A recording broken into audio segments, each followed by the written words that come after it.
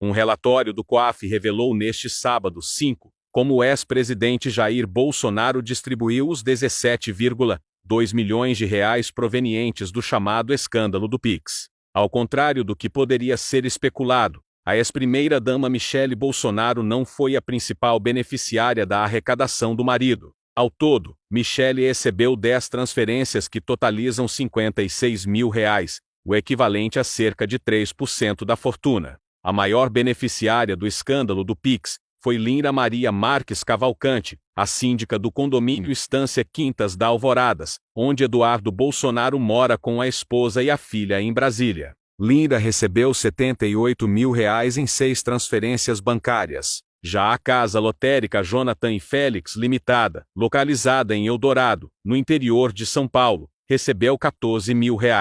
O dono da lotérica é Ângelo Guido Bolsonaro, irmão do ex-presidente. Na sequência, a lista do COAF traz o tenente do Exército Osmar Crivellati, que recebeu R$11,5 mil distribuídos em 29 transferências. Crivellati é um dos atuais assessores Depois de Carlos Bolsonaro, foi a vez de Eduardo Bolsonaro surtar nas redes sociais, após o seu pai ser internado no Hospital Vila Nova Star, em São Paulo. Bolsonaro está sob os cuidados da equipe médica comandada pelo seu médico pessoal, Luiz Antônio de Macedo, que começou a atender o ex-presidente após o episódio da facada durante a campanha em 2018. Com o intuito de dissipar especulações sobre o estado de saúde de seu pai, Eduardo Bolsonaro fez uma publicação descontrolada, onde mais uma vez atribui a responsabilidade ao PSOL pelo ataque à faca contra Jair Bolsonaro durante a eleição presidencial de 2018. De tempos em tempos, Jair Bolsonaro necessita fazer exames clínicos para avaliar as ainda presentes consequências da facada de 2018, perpetrada por um ex-membro do PSOL. Esta rotina não possui relação alguma com seu tratamento dentário, como sugerido por algumas mídias, escreveu Eduardo Bolsonaro. O vereador Carlos Bolsonaro e o senador Flávio Bolsonaro fizeram postagens na madrugada desta sexta-feira, 28, em suas redes sociais. Os dois filhos do ex-presidente Jair Bolsonaro reclamaram da divulgação de relatório do COAF divulgado nesta quinta-feira, 27, que apontou uma movimentação atípica e milionária na conta bancária do pai. Somente entre janeiro e o início de julho deste ano, Bolsonaro recebeu R$17,2 milhões via Pix. Os dois compararam o governo do presidente Luiz Inácio Lula da Silva com a Venezuela, chamaram de ditadura comunista, mas não gastaram uma linha para tentar explicar as transferências e, sobretudo, as aplicações financeiras do pai. Carlos Bolsonaro, bem no seu estilo, se limitou a dizer que na democracia comunista relativa vale tudo. Já vivemos na Venezuela. Já Flávio fez um texto bem mais extenso afirmando que a quebra do sigilo do pai foi um assassinato de reputação sem precedentes contra o melhor presidente que o Brasil já teve. Reviram tudo, não encontram nada e mais uma vez quebram a cara. Segundo Flávio, nunca houve qualquer vazamento, quebra de sigilo ou exposição, sem embasamento, de nenhum ex-presidente na história do país, mas contra Bolsonaro vale. O TSE, Tribunal Superior Eleitoral, rejeitou um recurso do senador Flávio Bolsonaro e da deputada federal Bia Kicis e manteve uma multa de R$30 mil aplicada aos parlamentares por divulgarem um vídeo distorcendo as falas do então candidato à presidência Luiz Inácio Lula da Silva nas eleições do ano passado. O placar da votação foi 5-2 contra Flávio e Bia Kicis. Votaram para aplicação da multa Alexandre de Moraes, Carmen Lúcia, André Ramos Tavares, Floriano Marques, Benedito Gonçalves. Votaram contra aplicar a multa Raul Araújo e Cássio Nunes Marques. O vídeo foi divulgado após o debate na TV Globo, em 28 de outubro, e usava o trecho em que o petista criticava a forma como o governo Bolsonaro media o desemprego no país. As imagens diziam que Lula seria contra MEI, microempresas individuais, e que o motivo seria que este grupo não paga imposto sindical. A coligação Brasil da Esperança, do PT, alegou na ocasião que as publicações foram distorcidas e que Lula, no debate, questionou a forma como o governo Bolsonaro incluía as MEIs na medição de taxas de desemprego. 4 dias após a deputada federal Jandira Fegali revelar o caso das pedras preciosas, não registradas na lista de presentes recebidos por Jair Bolsonaro, o ex-presidente resolveu se pronunciar.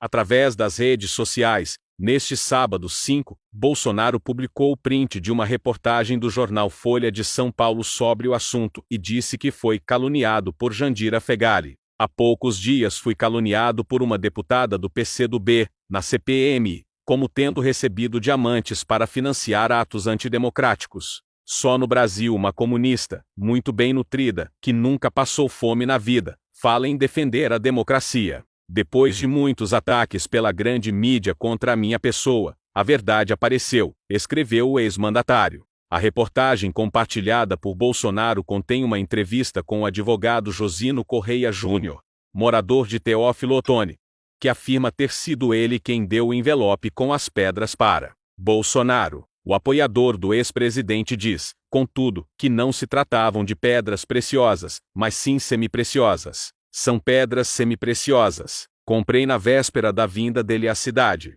Custaram R$ 400, declarou.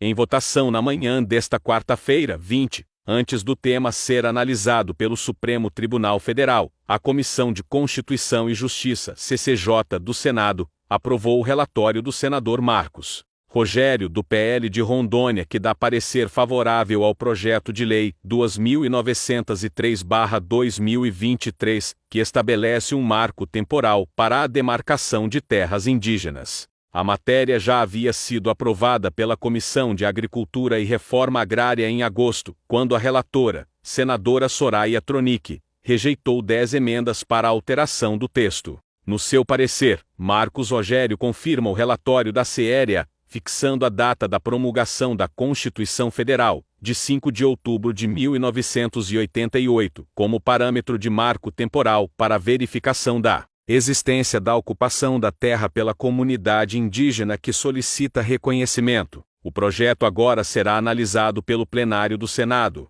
Entretanto, o STF volta ao julgamento do mesmo tema ainda hoje. O placar está em 4-2, a favor dos povos indígenas. O último a votar foi o ministro Luiz Roberto Barroso, na sessão de 31 de agosto. Ele se juntou a Alexandre de Moraes, Cristiano Zanin e Edson Fachin, o relator do caso.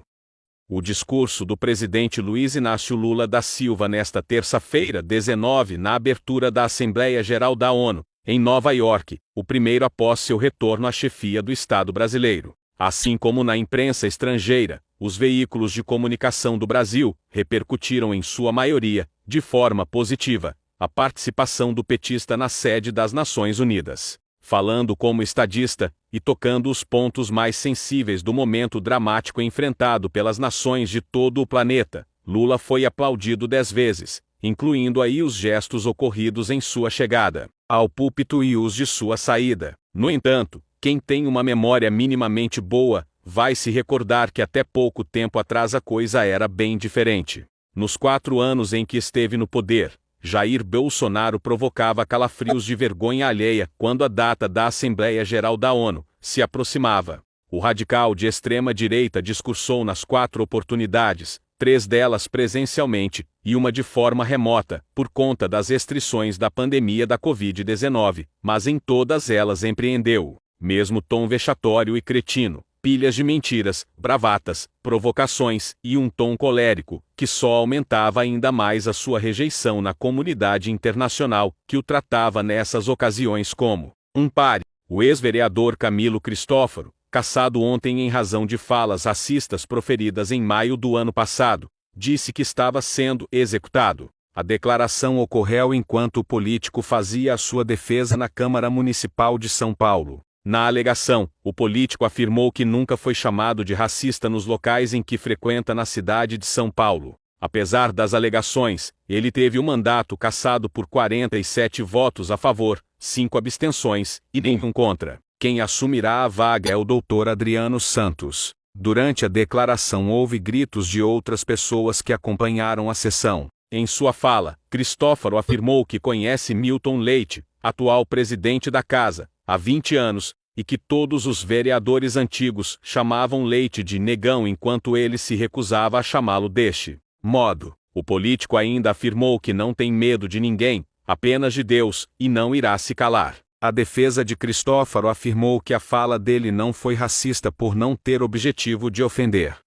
O ex-presidente Jair Bolsonaro tem compartilhado com aliados de longa data sua decisão de não querer que a ex-primeira-dama Michele Bolsonaro assuma o cargo de chefe do executivo de jeito nenhum. O ex-chefe do executivo avalia que a posição é muito desafiadora e que Michele estaria sujeita a perseguições. A informação foi divulgada pela colunista Bela Megali, do jornal O Globo. No final de junho, Bolsonaro mencionou à Folha de São Paulo a possibilidade da esposa se candidatar à presidência nas próximas eleições, porém destacou sua falta de experiência. Com a perspectiva de o ex-presidente, já inelegível, enfrentar a possibilidade de prisão, devido a inquéritos em que está envolvido, o PL está depositando suas fichas na ex-primeira-dama. Quando questionado sobre a possibilidade de Michele concorrer ao Palácio do Planalto, o presidente do PL, Valdemar Costa Neto, insiste em afirmar que ela tem espaço para concorrer ao que desejar. Dentro do partido, essa tendência tem se tornado cada vez mais evidente. Em encontro estadual do PL Mulher na última sexta-feira, 18, em São Paulo, a ex-primeira-dama Michele Bolsonaro destilou ironia contra o ministro do Supremo Tribunal Federal, Alexandre de Moraes e, em discurso, afirmou que queria essas joias para mim, em relação à investigação da Polícia Federal sobre tráfico de presentes recebidos pelo governo brasileiro durante o governo Jair Bolsonaro. Michele se colocou como vítima de perseguição dizendo que sempre paguei minhas contas direitinho, sempre tive medo de ir para o Serasa. Aí falaram que eu era laranja do Queiroz, porque a gente emprestou um dinheiro para ele, lembrou a ex-primeira-dama, sobre os cerca de R$90 mil em cheque depositados em sua conta pelo Pivodu, esquema de corrupção das rachadinhas. Aí falam, ô gente, cadê as joias? Eu queria mesmo essas joias para mim, emendou Michele, ressaltando que a coleção de joias não é meu estilo e dizendo que poderia leiloar para dar dinheiro às instituições. Perambulando pelo Brasil como presidenta do PL Mulher, Michele Bolsonaro voltou a causar desavença com os filhos de Jair Bolsonaro, que criticam a postura da ex-primeira-dama e desconfiam que ela pretende usar o pai como trampolim político. Segundo informações de Bela Megali, no jornal O Globo desta segunda-feira, 4, as críticas partem principalmente de Carlos Bolsonaro, que nunca teve uma boa relação com a segunda madrasta, ele é filho de Rogéria Nantes, primeira das 3 esposas do pai. O climão aumentou após o evento do PL Mulher em Brasília, no último sábado 2, quando a ex-primeira-dama roubou a cena e deixou o palco 5 minutos para Jair Bolsonaro falar. Além disso, Michele teria ofuscado a presença de Bia Kicis, uma das aliadas mais radicais do ex-presidente. As críticas também partem do PL, partido presidido por Valdemar da Costa Neto, que reclama dos reiterados pedidos de dinheiro da ex-primeira-dama, que estaria usando os eventos para uma gastança desenfreada. O terrorista bolsonarista Wellington Macedo, um dos 3 acusados de tentar explodir um caminhão-tanque com 60 mil litros de querosene no Aeroporto Internacional Juscelino Kubitschek, em Brasília, na véspera do Natal do ano passado, por meio da implantação de uma bomba com detonador remoto, tentou se cadastrar como jornalista independente na posse do presidente do Paraguai, Santiago Penha, onde também estava o presidente Luiz Inácio Lula da Silva. O radical tem prisão decretada no Brasil pelo Supremo Tribunal Federal e está foragido no país vizinho. 6 dias antes do evento, que ocorreu nesta terça-feira, 15, Macedo enviou mensagem ao cerimonial de Assunção para realizar o cadastramento destinado aos órgãos de imprensa que cobririam o evento. Político, se apresentando como profissional do El Pueblo Podcast. As autoridades brasileiras reconheceram sua identidade na lista e imediatamente informaram aos homólogos paraguaios de quem se tratava. O bolsonarista não recebeu autorização para entrar na posse. A Polícia Federal concordou em fechar um acordo de delação premiada com o tenente-coronel Mauro Cid, ex-ajudante de ordens de Jair Bolsonaro, e também envolvido no escândalo das joias árabes. Conforme apurado pelo blog de Andréa Sadi, do G1, a aprovação final do Ministério Público Federal ainda é necessária para determinar as condições sob as quais o acordo será oficializado. Vale ressaltar que a eficácia da delação premiada está condicionada à validação pelo Supremo Tribunal Federal. A PF estava em negociações para um acordo de delação premiada com Mauro Cid, que começou a cooperar com as autoridades em inquéritos recentes. As investigações relacionadas a Cid variam desde um esquema de comercialização ilícita de joias da presidência até manipulações em dados de vacinação contra a Covid-19. Em 28 de agosto, Cid passou mais de 10 horas depondo na sede da PF, em Brasília, no âmbito da investigação que apura a invasão do sistema do Conselho Nacional de Justiça pelo hacker Walter Delgatti Neto, para desacreditar o sistema judiciário brasileiro. Naquela altura, o acordo já vinha sendo negociado. Em encontro estadual do PL Mulher na última sexta-feira, 18, em São Paulo, a ex-primeira-dama Michele Bolsonaro destilou ironia contra o ministro do Supremo Tribunal Federal, Alexandre de Moraes e, em discurso, afirmou que queria essas joias para mim, em relação à investigação da Polícia Federal sobre tráfico de presentes recebidos pelo governo brasileiro durante o governo Jair Bolsonaro. Michele se colocou como vítima de perseguição dizendo que sempre paguei minhas contas direitinho, sempre tive medo de ir para o Serasa. Aí falaram que eu era laranja do Queiroz, porque a gente emprestou um dinheiro para ele, lembrou a ex-primeira-dama, sobre os cerca de R$90 mil em cheque depositados em sua conta pelo Pivodu, esquema de corrupção das rachadinhas. Aí falam, ô gente, cadê as joias? Eu queria mesmo essas joias para mim, emendou Michele, ressaltando que a coleção de joias não é meu estilo e dizendo que poderia leiloar para dar dinheiro às instituições.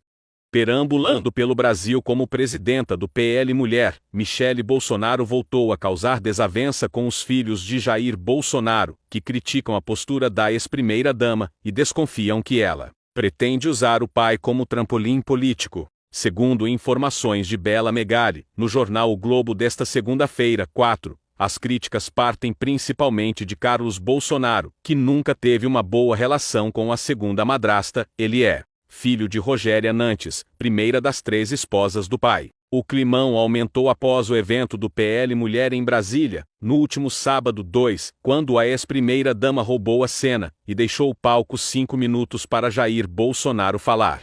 Além disso, Michele teria ofuscado a presença de Bia Kicis, uma das aliadas mais radicais do ex-presidente. As críticas também partem do PL, partido presidido por Valdemar da Costa Neto, que reclama dos reiterados pedidos de dinheiro da ex-primeira-dama, que estaria usando os eventos para uma gastança desenfreada.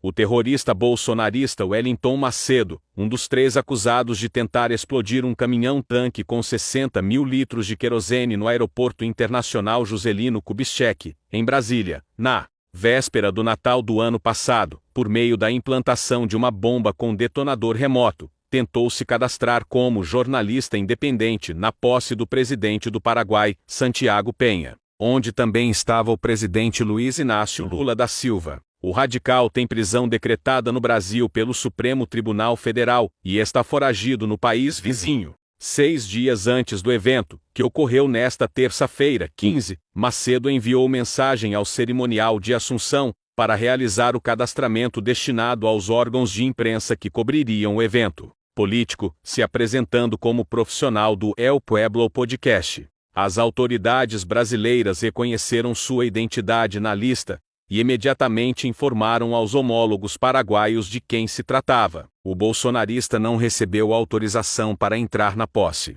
A Polícia Federal concordou em fechar um acordo de delação premiada com o tenente-coronel Mauro Cid, ex-ajudante de ordens de Jair Bolsonaro, e também envolvido no escândalo das joias árabes. Conforme apurado pelo blog de Andréa Sadi, do G1, a aprovação final do Ministério Público Federal ainda é necessária para determinar as condições sob as quais o acordo será oficializado. Vale ressaltar que a eficácia da delação premiada está condicionada à validação pelo Supremo Tribunal Federal. A PF estava em negociações para um acordo de delação premiada com Mauro Cid, que começou a cooperar com as autoridades em inquéritos recentes. As investigações relacionadas a Cid variam desde um esquema de comercialização ilícita de joias da presidência até manipulações em dados de vacinação contra a Covid-19. Em 28 de agosto, Cid passou mais de 10 horas depondo na sede da PF, em Brasília, no âmbito da investigação que apura a invasão do sistema do Conselho Nacional de Justiça pelo hacker Walter Delgatti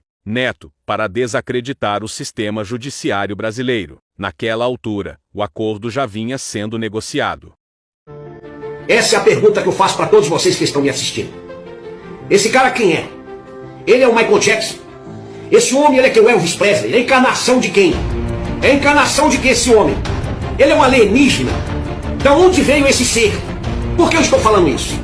Porque há um ano atrás, esse homem estava preso no pior lugar que um ser humano pode estar. Eu lembro da história, eu vejo para esse camarada aí, eu lembro da história de José, que estava lá preso no calabouço, o rei Faraó mandou trazer ele revela um sonho, e aí ele vira governador de todo o Egito. Então ele saiu de uma prisão para virar governador. Esse homem, ele saiu de uma prisão. Em um ano, ele já ganhou, presta atenção que ele já ganhou, a presidência do Brasil. Em um ano, ele ganhou, veja bem o que... a presidência do G20. Ele ganhou a presidência do G20 em um ano. Em um ano, ele ganhou presidente do Mercosul. Todos os países do Mercosul, ele é o presidente. Então, em um ano, ele sai da cadeia, ele ganha a presidência do Brasil, presidência do Mercosul e a presidência do G20. Não só isso. Ele agora é presidente também, sabe o quê? Aí tem uns falando que é nova ordem mundial, tá tudo combinado. Não, para com os lunares. Eu não sei, parece que tem cocô na cabeça. Esse cara não faz parte da nova ordem mundial. Ele olhou para a nova ordem mundial e falou assim, amigo, isso aí tá por fora. Eu vou criar uma nova ordem mundial. Esse cara criou um banco dele, chamado BRICS. E o Brasil é o dono do BRICS. Olha só que... esse cara criou um banco chamado BRICS. E trouxe a China, trouxe a Índia, trouxe a Rússia e trouxe a África do Sul. E colocou a Dilma como presidente desse banco.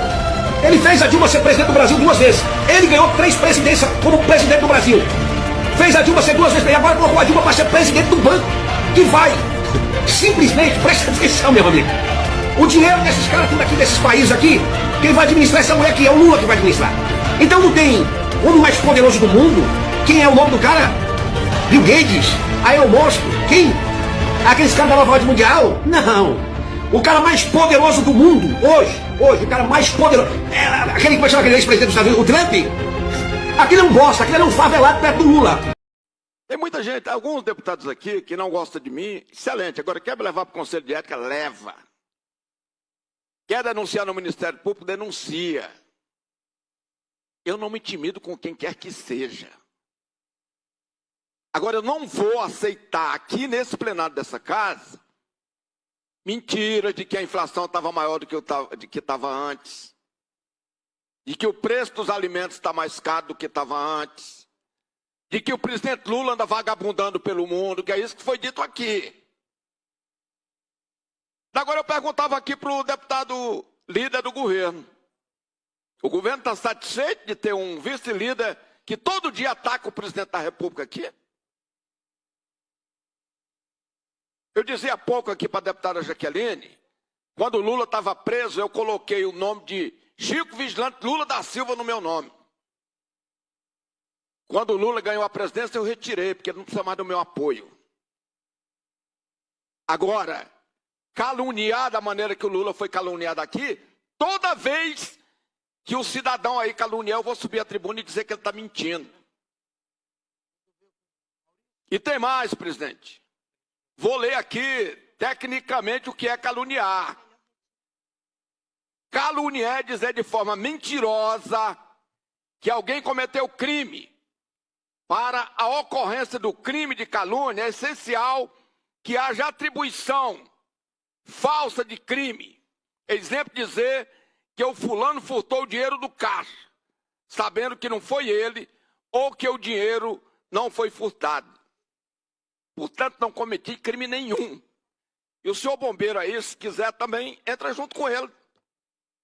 Entra junto com ele. Eu não tenho medo da extrema-direita. Enfrentei em todos os momentos da minha vida.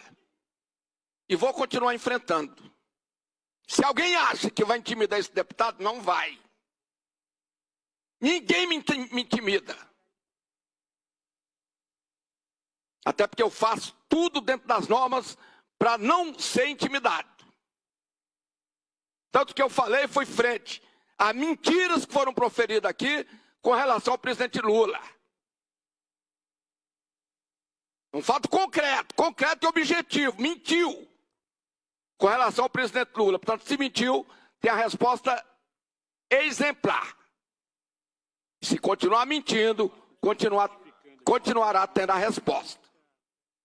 O ministro do Tribunal Superior Eleitoral, Benedito Gonçalves, votou pela rejeição de um recurso apresentado pela defesa do ex-deputado Deltan Dallagnol contra a decisão da Corte que cassou por unanimidade o mandato dele. O julgamento começou hoje no plenário virtual e vai até o dia 14. Nesta modalidade, os ministros inserem os votos no sistema eletrônico do TSE. Até o momento, apenas Benedito e o ministro Alexandre de Moraes votaram ambos pela rejeição do recurso. Faltam os votos de outros 5 ministros: Nunes Marques, Carmen Lúcia, Raul Araújo, Ramos Tavares e Floriano de Azevedo Marques. Deltan Dallagnol é ex-coordenador da Força-Tarefa da Operação Lava Jato em Curitiba. Em maio, o plenário do TSE decidiu derrubar o registro de candidatura e cassar o mandato dele, com base na lei da ficha limpa. O TSE considerou que Deltan fraudou a lei da ficha limpa ao sair do MPF, em novembro de 2021. Segundo o ministro Benedito Gonçalves, relator do caso, ele escapou de eventuais punições que poderiam resultar em sua demissão, o que o tornaria inelegível. Uma investigação sigilosa conduzida pelo Tribunal de Contas da União apontou que Jair Bolsonaro desviou ilegalmente 111 presentes que deveriam ter sido incorporados ao patrimônio da União. Segundo a coluna Radar, da revista Veja, ao longo dos seus 4 anos de mandato à frente do Executivo Federal, Bolsonaro recebeu um total de 9.158 presentes, incluindo 295 oferecidos por autoridades estrangeiras em nome do Brasil. No entanto, apenas 55 desses itens foram mantidos no acervo da União, enquanto 240 foram levados pelo ex-mandatário.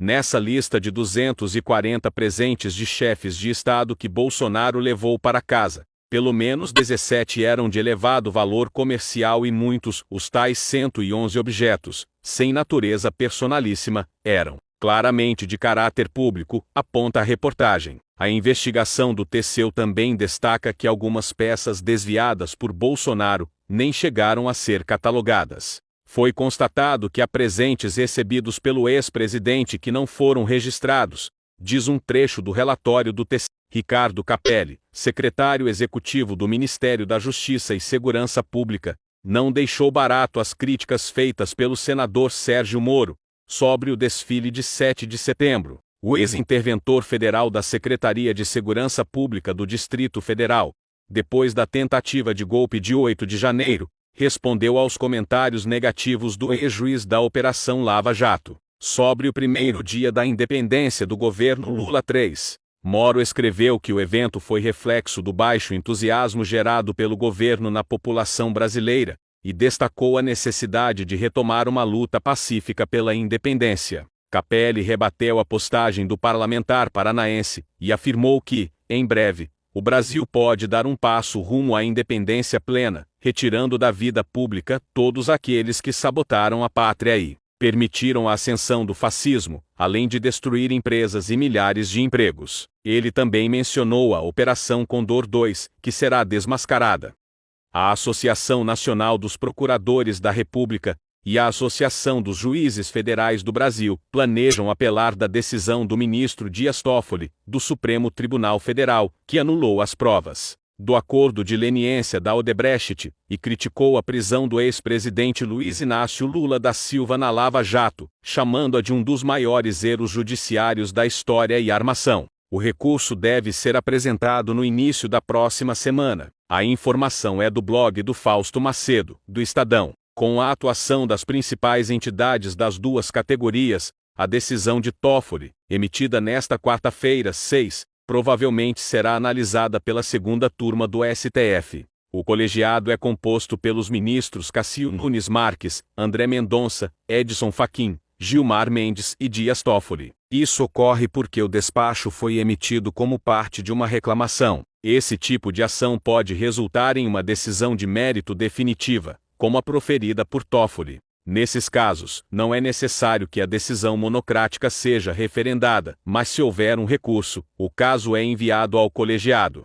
O ex-presidente Jair Bolsonaro, que pode ser preso após delação premiada de seu ex-ajudante de ordens, Mauro Cid, está prestes a passar por novas cirurgias em razão do evento de Juiz de Fora, que ocorreu na campanha presidencial de 2018. Na próxima segunda-feira, dia 11 de setembro, ele será internado no Hospital Vila Nova Star, em São Paulo, para a realização de sua sexta cirurgia de correção das alças intestinais, segundo informa jornalista Carla Araújo, do UOL. De acordo com Fábio Van Garten, advogado e assessor de Bolsonaro, estão planejadas 2 cirurgias adicionais. A primeira busca corrigir uma hérnia de hiato, que tem causado refluxo e soluços frequentes ao ex-presidente. Caso esses procedimentos ocorram sem complicações, Bolsonaro passará por uma terceira cirurgia, desta vez, para corrigir um desvio de septo, que tem afetado sua respiração e sono. As cirurgias estão agendadas para terça-feira,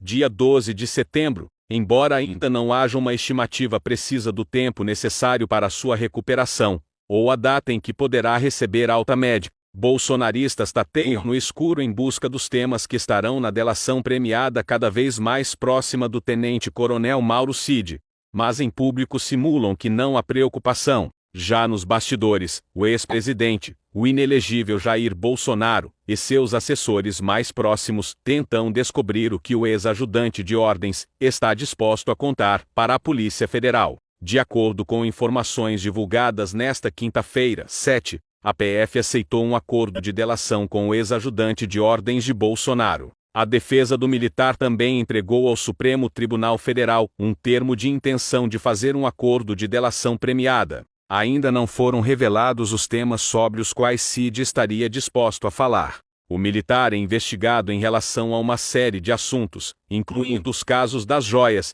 e da falsificação de cartões de vacinação contra a Covid-19. Nos bastidores, Bolsonaro e seus colaboradores afirmam que não têm detalhes sobre o assunto. A principal suspeita entre os apoiadores do ex-presidente é que a delação do militar possa estar relacionada ao inquérito sobre a falsificação do certificado. A Polícia Federal concordou em fechar um acordo de delação premiada com o tenente-coronel Mauro Cid, ex-ajudante de ordens de Jair Bolsonaro, e também envolvido no escândalo das joias árabes. Conforme apurado pelo blog de Andréa Sadi, do G1, a aprovação final do Ministério Público Federal ainda é necessária para determinar as condições sob as quais o acordo será oficializado. Vale ressaltar que a eficácia da delação premiada está condicionada à validação pelo Supremo Tribunal Federal. A PF estava em negociações para um acordo de delação premiada com Mauro Cid, que começou a cooperar com as autoridades em inquéritos recentes. As investigações relacionadas a Cid variam desde um esquema de comercialização ilícita de joias da presidência até manipulações em dados de vacinação contra a Covid-19. Em 28 de agosto, Cid passou mais de 10 horas depondo na sede da PF, em Brasília, no âmbito da investigação que apura a invasão do sistema do Conselho Nacional de Justiça pelo hacker Walter Delgatti Neto, para desacreditar o sistema judiciário brasileiro. Naquela altura, o acordo já vinha sendo negociado. Se o ministro do Supremo Tribunal Federal, ele se acha com o direito, com o poder de dar uma liminar, autorizando alguém a não comparecer à CPMI e, por conseguinte, desmoralizando essa CPMI, tirando o poder dessa CPMI, esvaziando, obstruindo essa CPI, obviamente que nós estamos, na verdade, brincando de fazer CPMI. Eu entendo que já passa do momento de que nós possamos, e eu falo nós como Congresso Nacional, nós possamos fazer uma ação direta de preceito fundamental, a DPF, que é justamente um questionamento ao Supremo Tribunal Federal da possibilidade de um ministro autorizar ou desautorizar uma convocação feita pela CPMI. Isso é fundamental. Eu vou levar esta posição, já que nós, como CPMI, não podemos fazê-lo tem que ser o presidente de uma das casas. Eu vou levar esta posição ao excelentíssimo senhor presidente do Senado, ao Rodrigo Pacheco, ao presidente da Câmara dos Deputados, Arthur Lira, para que se faça esse questionamento ao Supremo Tribunal Federal. Se o Supremo Tribunal Federal responder, deputado Rogério Corrêa, a essa DPF, dizendo que na compreensão do Supremo é possível, sim, que um ministro pode impedir que a CPMI convoque alguém, então vamos acabar com esse instituto da CPMI aqui no Congresso Nacional. O presidente da Comissão de Previdência, Assistência Social, Infância, Adolescência e Família da Câmara, deputado federal Fernando Rodolfo, se ausentou do funeral de seu próprio pai para conduzir a votação do projeto de lei contra o casamento homoafetivo. A informação foi divulgada pelo deputado Pastor Eurico, do PL de Pernambuco, e posteriormente confirmada por Rodolfo, em entrevista à Rádio Itatiaia. Carlos Fernando dos Santos, de 67 anos, faleceu na manhã do último dia 18, na cidade de Garanhuns, Pernambuco, em decorrência de um câncer. A proposta em questão visa estabelecer que a relação entre casais homossexuais não pode ser equiparada ao casamento ou à entidade familiar, embora não tenha o poder de anular casamentos homoafetivos já existentes, caso seja aprovado. O PL 580/2007, originalmente apresentado pelo falecido ex-deputado Clodovil Hernandes, tinha a intenção de alterar o Código Civil para reconhecer o casamento homoafetivo. No entanto, o texto foi resgatado pela bancada conservadora e sofreu alterações substanciais por parte do relator, o deputado federal Pastor Eurico.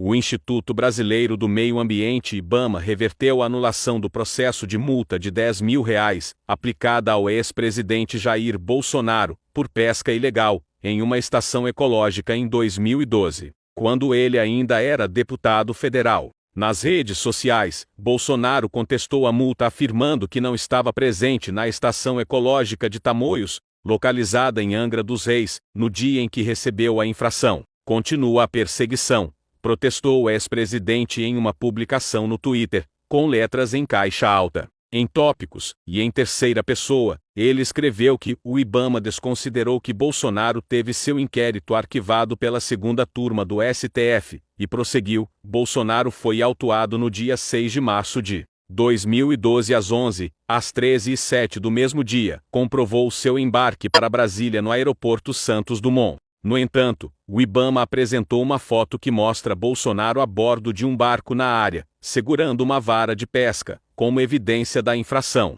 A Justiça de São Paulo decidiu pela penhora das contas bancárias de Rosilma Kreutzer, que foi condenada após fazer um ataque a Luiz Inácio Lula da Silva nas redes sociais, logo após a divulgação da morte de Arthur Araújo Lula da Silva, neto do ex-presidente, em março de 2019. Rosilma, que utiliza o nome Rosiotão nas redes sociais e expressa seu apoio ao presidente Jair Bolsonaro, postou o seguinte comentário na ocasião: lamento, sim, a morte de Arthur, assim como lamento a morte de todas as crianças que o Molusco matou por meio da corrupção. Como resultado do processo movido por Lula, Rosilma foi condenada em agosto do ano passado a pagar uma indenização de R$ 2.334,21, que inclui honorários advocatícios e foi atualizada desde então. O juiz Fernando Domingues Ladeira, ao proferir a sentença, afirmou que o texto atentou contra a dignidade de Lula, aproveitando-se da sua dor para buscar popularidade na internet.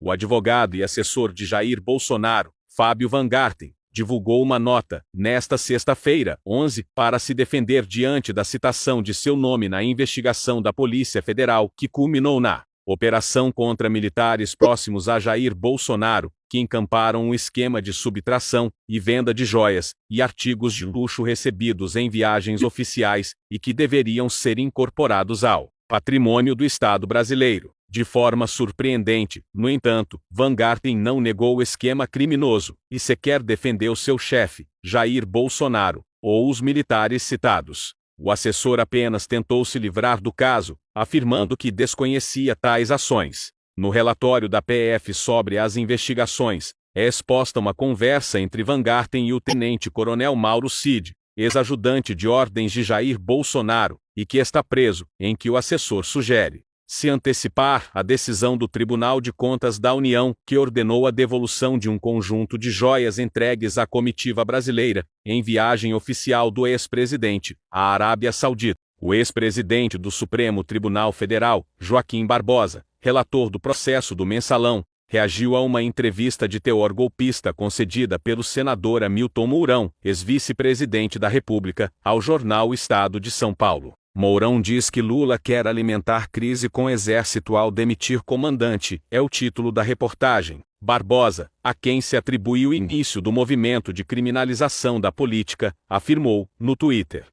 Ora, senhor Hamilton Mourão, poupe-nos da sua hipocrisia, do seu reacionarismo, da sua cegueira deliberada e do seu facciosismo político. Fatos são fatos. Mais respeito a todos os brasileiros. Péssimo para o país seria a continuação da baderna, da chienlite e da insubordinação claramente inspirada e tolerada por vocês, militares. Senhor Mourão, assuma o mandato e aproveite a oportunidade para aprender pela primeira vez na vida alguns rudimentos de democracia. Não subestime a inteligência dos brasileiros, disse. Joaquim Barbosa foi ministro do Supremo Tribunal Federal de 2003 até 2014, tendo sido presidente do tribunal de 2012 a 2014, quando ocorreram as chamadas Jornadas de Junho, e estava se iniciando a Operação Lava Jato março de 2014. Em entrevista ao Fórum Café nesta quinta-feira, 7, o médico e pesquisador Taki Athanásios Cordaz, do Departamento de Psiquiatria da Faculdade de Medicina da Universidade de São Paulo, afirmou que o 7 de setembro foi sequestrado pelo bolsonarismo que,